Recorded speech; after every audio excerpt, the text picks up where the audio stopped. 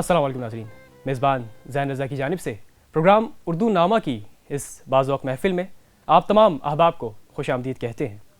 ناظرین کرام، جیسا کہ ہماری گزشتہ نشستوں میں جو مہمان آئے ان کا اس بات پر زور رہا ہے کہ جو شاعر ہوتا ہے اس کا مقصد فقط مشاعروں میں کلام سنا کر داد حاصل کرنا نہیں ہوتا۔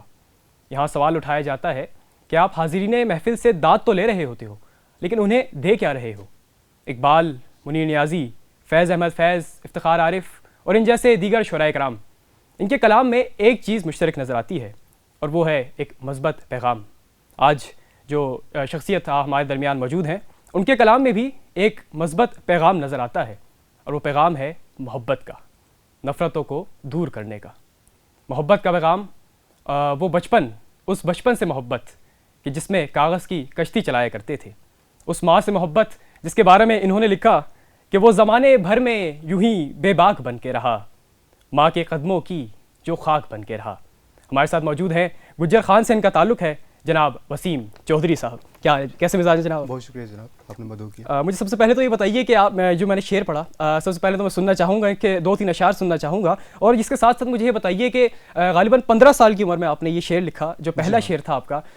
اس عمر میں غالباً جو ہے ردیف کا نہیں پتہ ہوتا، ہمیں قافیے کا نہیں پتہ ہوتا، جو بے وزن شاعری ہے کیا ہوتی ہے اس کا نہیں پتہ ہوتا، تو کس طرح آپ نے جو ہے اس شعر کو لکھا؟ کیا آپ کا کوئی ادبی گھرانہ تھا یا کسی شاعر سے متاثر ہوئے آپ؟ زین، سب سے پہلے تو میں آپ کو مبارکباد دینا چاہتا ہوں اور آپ کی پوری ٹیم کو کہ آپ ایک ایسی زبان کی ترویج میں مصروف کار ہیں جس کا مقصد، جس کا ایک ایک لفظ محبت کا پیغام دیتا ہے، تو اس پہ آپ کو مبارکباد ہو۔ اور آپ نے بات کی کہ اتنی کم عمری میں ردیف قافیے کا نہیں پتہ ہوتا۔ اگر میں اپنا تھوڑا سا بیک گراؤنڈ آپ کو بتا دوں تو کہا جاتا ہے کہ کسی بھی شعبۂ زندگی سے جو لوگ تعلق رکھتے ہیں، کسی بھی فن سے تعلق رکھتے ہیں، ان کا آباء و اجداد میں سے کوئی نہ کوئی ہوا کرتا ہے اس فن سے منسلک۔ لیکن میں اس بات سے اتفاق نہیں کرتا کہ ضروری نہیں ہے کہ وہ ایسا ہو۔ ہوتا یوں ہے کہ آپ کی جو دلچسپی ہوتی ہے اپنے فن سے، جب آپ کم عمری میں آپ کو پتہ چلنا شروع ہو جاتا ہے کہ آپ کس ڈگر چلنا شروع ہو گئے ہیں، تو اس فن میں آپ کے نکھار آ جایا کرتا ہے۔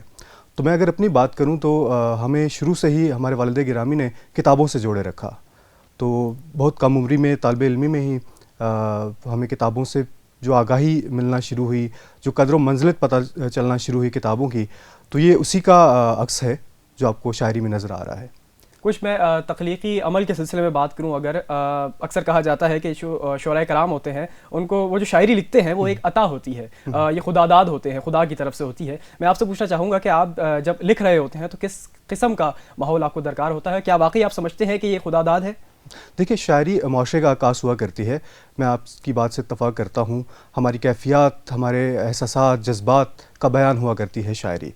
تو شاعری اب ہوتی ہے کہ ایک آمد ہوتی ہے، ایک آورد ہوتی ہے۔ جب آپ پہ شعر کی آمد ہوتی ہے تو وہ بے ساختہ شعر ہوا کرتا ہے، آپ کو نہیں پتہ ہوتا کہ یہ کیا ہوا ہے اور کیسے ہوا ہے، وہ آپ اس کو لکھ دیتے ہیں۔ تو بعض اوقات بے ساختہ شعر بہت اچھا شعر ثابت ہوا کرتا ہے، اور آورد وہ ہوتی ہے جو اپنی آپ فکر سے، اپنے غور سے لکھا کرتے ہیں۔ تو کچھ ایسا معاملہ ہوتا ہے، کوئی اسپیسیفک اس کے لیے ماحول درکار میرے لیے تو نہیں، باقی شعراء کا میں نہیں کہہ سکتا، لیکن مجھے ماحول درکار نہیں ہوتا۔ جب بھی آپ کی آمد ہوتی ہے، آپ کو معاشرے کے جو حقائق ہیں جو آپ دیکھ رہے ہوتے ہیں معاشرے میں، ان سے آگاہ ہونا بہت ضروری ہوتا ہے، اور اس میں پھر سے کہوں گا کہ کتابوں سے آپ کا جوڑ ہونا بہت ضروری ہے، تو آپ اس کو بآسانی کر سکتے ہیں۔ وسیم بھائی، معاشرے کی عکاسی کی آپ نے بات کی، تو مجھے بتائیے کہ اکثر کہا جاتا ہے شعراء کرام جو لکھتے ہیں وہ ان کے ساتھ اپنے ساتھ ہو چکا ہوتا ہے، کہیں نہ کہیں ان کے ساتھ کوئی واردات، کوئی واقعہ، تو مجھے بتائیے کیا واقعی آپ کے ساتھ بھی آپ کے زیادہ تر شعر جو ہے آپ کی اپنی زندگی پر مبنی ہوتے ہیں؟ جی ہاں، بالکل میں اتفاق کرتا ہوں۔ ہوتا کچھ ایسے ہے کہ آپ کسی پہ جو ہوتے دیکھتے ہیں یا جو آپ پہ بیتتی ہے اس کو آپ قلم بند کرتے ہیں، لیکن ہر کسی کا مختلف ایک اپنا طریقہ ہوتا ہے۔ اگر آپ دیکھیں گے، کسی ایک واقعہ کو ہوتے دیکھیں گے تو اپنے طریقے سے اس کو قلم بند کریں گے۔ آپ کی تخلیقی صلاحیت ہونا بہت ضروری ہے اس میں۔ اگر آپ بھی اس واقعے کو قلم بند کرتے ہیں، میں بھی کرتا ہوں، جو سامنے ہو رہا ہے ہم اس کو دیکھ کر ویسے ہی بیان کریں گے تو مشترکہ ہوگا، لیکن آپ کی تخلیقی صلاحیت کا وہاں پہ پتہ چلتا ہے۔ اردو شاعری کے بارے میں کہا جاتا ہے کہ اردو شاعری اور اردو ادب اور مفلسی کا چولی دامن کا ساتھ ہے، تو یعنی جتنا شاعر جو شعراء کرام ہے اس کے شعر میں غم ہوگا اتنی ہی تاثیر ہوگی۔ آپ اتفاق کرتے ہیں اس بات سے؟ دیکھیے، جو شاعری کا تعلق براہ راست مفلسی سے نہیں ہے۔ لیکن جب مفلسی کو بیان کیا جاتا ہے تو اس میں درد کا تعلق براہ راست مفلسی سے ہے اور شاعری کا تعلق براہ راست درد سے ہے. جب آپ مفلسی میں ہوتے ہیں، مفلسی کی حالت میں آپ درد میں ہوتے ہیں، اور جو درد کی کیفیت میں اشعار کہے جاتے ہیں وہ باقی اشعار سے مختلف ہوتے ہیں، اور ان کی جاذبیت، ان کی دلکشی جو ہوا کرتی ہے وہ بہت ایک ابھر کر سامنے آتی ہے اچھے طریقے سے. تو شاید اس لیے کہا جاتا ہے کہ آپ جب درد میں ہوں تو آپ بہت اچھا کہے جاتے ہیں. تو کچھ ایسا ہی معاملہ ہے اس حوالے سے. ادبی گروہ بندیوں کی بات کروں میں، آج کل دیکھنے میں آتی ہیں کہ فلاں کا مشاعرہ ہے ہم اس میں نہیں جائیں گے، فلاں کا مشاعرہ ہے ہم اس میں نہیں جائیں گے. کیا سمجھتے ہیں یہ ادبی گروہ بندیاں بذات خود اردو ادب کے لیے جو نئی نسل آ رہی ہے اس کے لیے کتنا یہ نقصان دہ ہے؟ ذہن صاحب، اگر ہم اردو کی تاریخ پہ نظر ڈالتے ہیں تو گروہ بندیاں بہت شروع سے ادبی گروہ بندیاں ہوتی آئی ہیں، لیکن پہلے کی گروہ بندیوں میں اور اب کی گروہ بندیوں میں کچھ فرق ہے. آج کی جو گروہ بندیاں ہیں ان کو اگر دیکھیں تو وہ بہت نقصان دہ ثابت ہو رہی ہیں. اس کی وجہ یہ ہے کہ ہم ایک دوسرے کو نیچا دکھانے کے لیے وہ کر رہے ہیں. جو پہلے کی گروہ بندیاں ہوا کرتی تھی ان کا مقصد مقابلہ ہوا کرتا تھا، اور اس مقابلے سے اچھا مواد سامنے آیا کرتا تھا، نئی اصناف، نئی اسالیب سامنے آیا کرتی تھی. لیکن میں بدقسمتی سے کہوں گا کہ آج کی گروہ بندیوں میں یہ ہے کہ اگر ایک شاعر یا ایک ادیب اچھا لکھنے والا ہے، اس کا کسی گروپ سے، کسی گروہ سے تعلق نہیں ہے، تو ویسے اس نے گوشہ نشینی میں چلے جانا ہے، اس کی نظر ہو جانا ہے. تو گروہ بندیاں اگر ادبی ہو رہی ہیں لیکن ان کا مقصد غلط ہے، عہد رواں کی بات کی جائے. لیکن اگر ہم ماضی کی بات کریں تو بہت اچھا اس کے نتائج سامنے آتے رہے ہیں. اگر آج ہو رہی ہیں گروہ بندیاں لیکن اس کے جو مقاصد ہیں ان کو مثبت رو میں لے جانے کی ضرورت ہے، ضرورت کی امر ہے. کچھ شعراء کرام کی بات کروں میں، دور حاضر میں اور پچھلے دور میں کون سے ایسے شعراء کرام ہیں یا ادیب ہیں جن سے آپ متاثر ہوئے، آپ نے ان سے ابھی بھی سیکھ رہے ہیں یا ان سے سیکھا؟ جی ہاں، دیکھیں سیکھنے کا عمل تو آپ کو پتہ ہے، آپ جانتے ہیں کہ کبھی رکتا نہیں جاری ہے. رہتا ہے. اور میں نے کم عمری سے جب میرا آغاز تھا 15 سال کی عمر میں نے پہلا شعر کہا، تو تبھی سے میں مختلف شعراء کو پڑھتا آ رہا ہوں. اس وقت بھی میں سنتا آ رہا ہوں شعراء کو. ہر شاعر کا اپنا اسلوب ہوا کرتا ہے. اور اگر پہلے زمانے کے شعراء کی بات کریں، اگر ہم فراز صاحب کی بات کرتے ہیں، فیض صاحب کی بات کرتے ہیں، ناصر کاظمی صاحب کی بات کرتے ہیں، یا غالب اقبال کی بات کرتے ہیں، تو ان کا اپنا اسلوب ہوتا تھا. وہ شستہ اردو، وہ ثقیل اردو، اور وہ ایک معنی خیز اشعار، وہ اس زمانے کا تقاضا ہوا کرتے تھے. تو اگر اس دور میں اگر آپ جی رہے ہیں تو آپ کی شاعری میں وہ نکھار نظر آئے گا، وہ ایک عکس نظر آئے گا. لیکن عہد رواں کی بات کریں تو عہد رواں میں جو شاعر ہے وہ آج کے تقاضوں کو پورا کر رہا ہے. ہم بات کیا کرتے ہیں اردو کے زوال کی. ہمیشہ ہم سنتے آ رہے ہیں کہ جی اردو زوال کا شکار ہوتی جا رہی ہے. میں نہیں سمجھتا کہ اردو زوال کا شکار ہو رہی ہے. ہر زمانے میں اردو اپنے تقاضوں کو پورا کرتی آ رہی ہے. اب بھی اردو اپنی دلکشی اور جاذبیت کے ساتھ اپنی جگہ پہ کھڑی ہے. ٹھیک ہے، نقص کہاں ہے؟ ہمارے اندر نقص ہے. ہم اس کے اب عہد رواں میں اگر بات کی جائے تو ہماری نوجوان نسل کیا ڈیمانڈ کر رہی ہے. اگر آج ہم وہ شستہ اردو، وہ ثقیل اردو، وہ ایک معنی خیز جو مشکل الفاظ کی ایک شعر سامنے رکھیں گے تو آج کی نسل نہیں سمجھ پائے گی.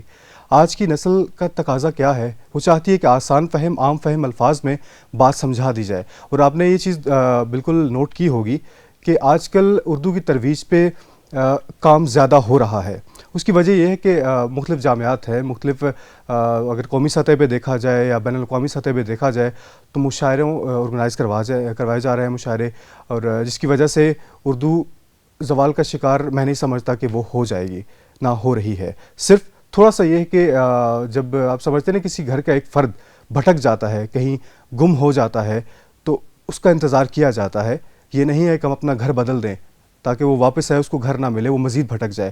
ہمیں مزید بھٹکنے سے بچانا ہے، صرف تھوڑا سا انتظار کرنا ہے. آپ کے کہنے کے مطابق اردو ادب جو ہے، اردو شاعری اپنی جو شکل ہے وہ تبدیل کرتی آ رہی ہے، جدت آتی جا رہی ہے. تو یہ جدت میں ایک آپ کے سامنے بیان کروں گا. جدت آ رہی ہے شاعری میں. ہماری جو نوجوان نسل ہے جو انگریزی الفاظ کو اردو شعروں میں استعمال کر رہی ہے، تو کیا آپ نہیں سمجھتے کہ انگریزی زبان جو ہے ہماری زبان پر فوقیت حاصل کر رہی ہے؟ دیکھیے، میں نے پہلے بات کی کہ جو دور کا تقاضا ہوا کرتا ہے نا، اگر آپ اردو کی ترویج کرنا چاہتے ہیں، اس کے زوال کو بچانا چاہتے ہیں، تو تھوڑی سی آمیزش جو آ رہی ہے نا، یہ جدت جو آ رہی ہے، آپ نے بیان کی انگریزی کے الفاظ اس میں شامل کیے جا رہے ہیں، اگر اس سے ہماری نوجوان نسل راغب ہو رہی ہے تو میں نہیں سمجھتا کہ کچھ غلط ہے. تھوڑی سی آمیزش اگر ہو رہی ہے لیکن ہماری اردو اپنی جگہ برقرار رہے گی. اگر ہم دیکھیں پہلے والے دور میں اگر شاعر بات کیا کرتا تھا محبوب کے انتظار میں پوری عمریں گزارنے کی، فینٹیسی میں لے جاتا تھا، آپ کو ایک ایسی کیفیت میں لے جاتا تھا جس کا میرے خیال میں رونما ہونا بہت مشکل ہوا کرتا تھا. شاعر اگر کہتا تھا کہ ایک وعدے پہ پوری عمر گزارنے کی بات کیا کرتا تھا اور ایسے ہی کچھ باتیں ہوا کرتی. لیکن آج کا شاعر اس کے پاس وقت بہت کم ہے, آج کا شاعر بہت مصروف ہو چکا ہے. آج کا شاعر ایک وعدے پہ پوری عمر نہیں گزارے گا, آج کا شاعر انتظار میں زندگی نہیں گزارے گا. آج کا شاعر کہتا ہے کہ جلد آئیں جنہیں سینے سے لگانا ہے مجھے, جلد آئیں جنہیں سینے سے لگانا ہے مجھے, پھر بدن اور کہیں کام میں لانا ہے مجھے.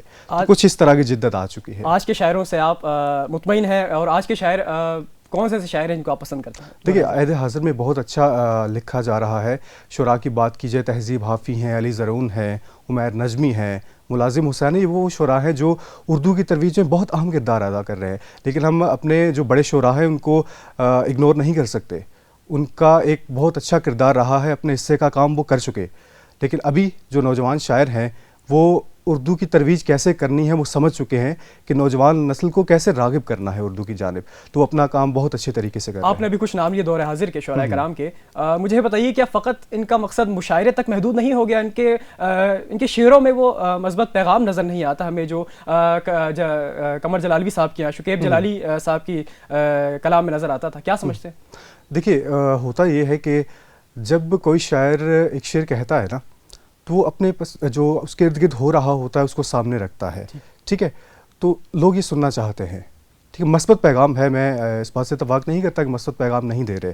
ہمارے شعراء بہت اچھا لکھ رہے ہیں. اگر ہم اس میں دیکھیں اردو کے حوالے سے بہت اچھا لکھا جا رہا ہے. ایک شاعر نے بڑی اچھی بات کی جو مجھے میرے دل پہ ابھی تک وہ نقش ہو چکی ہے. اس نے کہا کہ بات کرنے کا حسین طور طریقہ سیکھا, یہ آج کے شاعر کی بات کر رہا ہوں, بات کرنے کا حسین طور طریقہ سیکھا, ہم نے اردو کے بہانے سے سلیقہ سیکھا.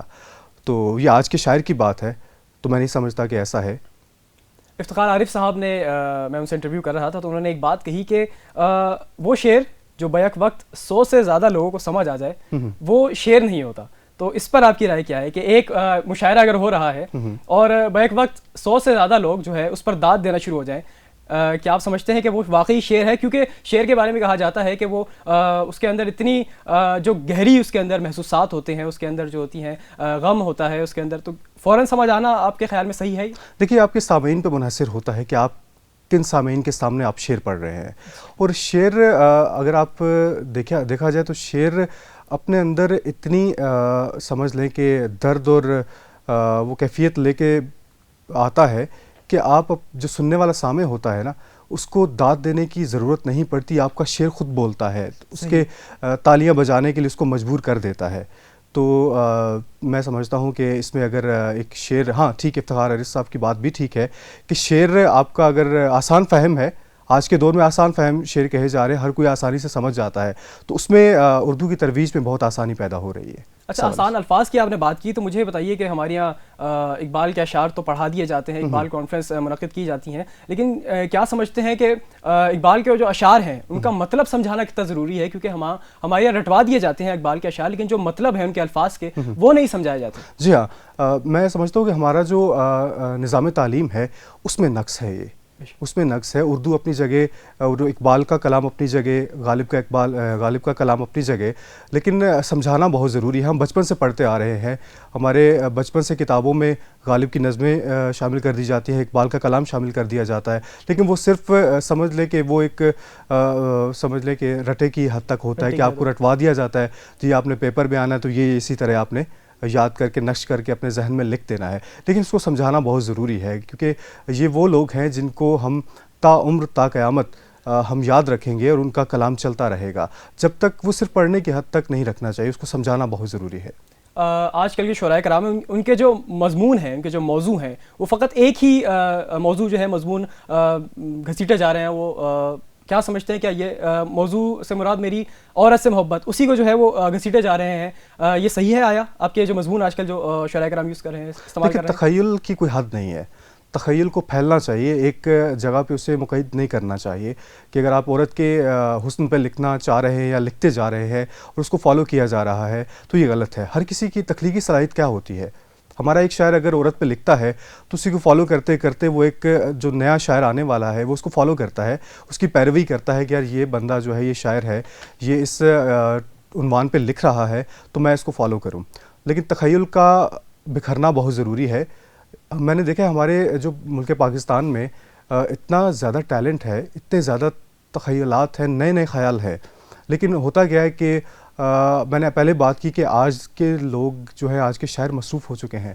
انہیں بس اگر کچھ خیال آتا ہے تو ایک ہی خیال آتا ہے, اسی کو لے کے چلتے ہیں. لیکن میں نہیں سمجھتا کہ یہ زیادہ دیر چلنے والی چیز ہے, آپ کے تخیل میں آنی چاہیے. اچھا بھائی, نوجوان نسل سے آپ کی یقیناً واقفیت ہوگی, کتنا آپ دیکھتے ہیں ان میں شوق ہے اردو ادب کا, اردو شاعری کا اس معاملے میں؟ بدقسمتی سے میں یہی کہوں گا کہ اردو ادب کی جانب نوجوان نسل بہت کم راغب ہے. لیکن اردو کی ترویج پہ ابھی جس طرح کام شروع ہو چکا ہے تو بہت جلد آپ دیکھیں گے کہ اردو کا جو مستقبل ہے بہت تابناک ہونے والا ہے, بہت روشن ہے. محسوسات کی کچھ بات کروں میں, آپ ماشاءاللہ غزل بھی لکھتے ہیں, نظم بھی لکھتے ہیں, اور کیا خوب لکھتے ہیں. کیا سمجھتے ہیں محسوسات جو ہوتے ہیں انسانی, وہ ایک نظم میں زیادہ اچھی طرح سمجھ سکتے ہیں یا پھر ایک غزل میں؟ جی ہاں, بہت اچھا سوال کیا آپ نے. میں اگر اپنی بتاؤں تو میں غزل تھوڑا آسانی سے لکھ لیتا ہوں نظم کی بنسبت. اس میں ہوتا یہ کہ غزل میں آپ کو مختلف خیالات آپ اس میں بیان کر سکتے ہیں, ہر شعر مختلف ہوتا ہے اس کا. نظم میں قید ہے کہ ایک خیال کو لے کے آپ نے چلنا ہے, تو غزل میں غزل میں ہی آپ مختلف خیالات کو پرو لیتے ہیں, تو بنسبت اس کے آسان محسوسات آپ بیان کر سکتے ہیں زیادہ اس میں. ایک آخری سوال جاتے جاتے, کیا آپ اردو ادب کے مستقبل کے بارے میں مطمئن ہیں کہ یہ ٹھیک سمت میں جا رہی ہے اور یہ زبان جو ہے ختم نہیں ہوگی, ہماری آنے والی نسلیں اس زبان کو پڑھیں گی, سیکھیں گی, سنیں گی؟ جی ہاں بالکل, میں بڑے وثوق سے کہہ سکتا ہوں کہ آنے والا دور اردو کا دور ہوگا انشاءاللہ. جس طرح ترویج پہ کام کیا جا رہا ہے, جس طرح سے ہمارے شعراء کرام کمر بند ہیں, تو بہت جلد اردو کو آپ دیکھیں گے کہ انشاءاللہ عالمی سطح پہ اس کو مانا جائے گا. اب بھی اس کا ہے, مانا جا رہا ہے. ہمارے پڑوسی ملک میں دیکھا جائے تو اس کو اردو کی ترویج پہ بدقسمتی سے مجھے کہنا پڑ رہا ہے کہ پاکستان کی نسبت زیادہ کام ہو رہا ہے اردو کی ترویج پہ. ہماری قومی زبان ہے, ہمیں اس پہ زیادہ کرنا چاہیے. ہم نے شروع بھی کیا ہے اور انشاءاللہ بہت جلد آپ اس کے نتائج دیکھیں گے. یقیناً ناظرین اکرام, یہ ہماری قومی زبان ہے, اسے ہمیں ترجیح دینی چاہیے, اسے ہمیں فوقیت دینی چاہیے دیگر زبانوں پہ. آپ انگریزی سیکھنا چاہتے ہیں ضرور سیکھیے, لیکن اپنی زبان کو اپنے سامنے رکھیے, اسی زبان میں لکھیے, اسی زبان میں سنیے, اسی زبان میں گائیے, جو کچھ آپ نے کرنا ہے اسی زبان میں کیجیے. ہمارے سوالوں جو آپ کا سلسلہ جاری رہے گا, لیکن ہم اب چلیں گے ان کے شعروں کی جانب, ان کے کلام کی جانب. ہمارا اگلا سیگمنٹ ہے شان سخن.